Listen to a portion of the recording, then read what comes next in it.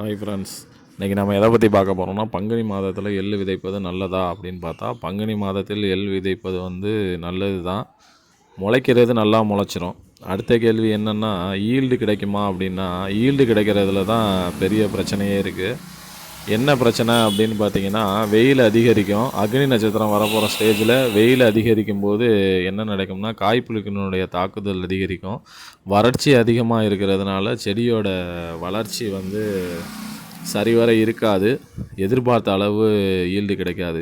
பங்குனி மாதத்தில் எள் விவசாயம் அப்படிங்கிறது உங்களுக்கு 50% ஃபெயிலியரை தான் உண்டாக்கும். சில நேரத்தில் கிளைமேட் ஒத்து வரும்போது நல்ல ஈல்டு கிடைக்கும். எள்ளுக்கு ஏற்ற பட்டம் அப்படின்னு பார்த்தீங்கன்னா 2 பட்டம் தான்.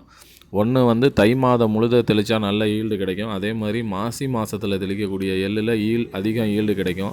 தை மாதத்தில் தெளிக்கக்கூடிய எள்ளில் பார்த்திங்கன்னா சாம்பல் நோய் தாக்குதல் இருக்கும். மாசி மாதத்தில் இந்த நோயோட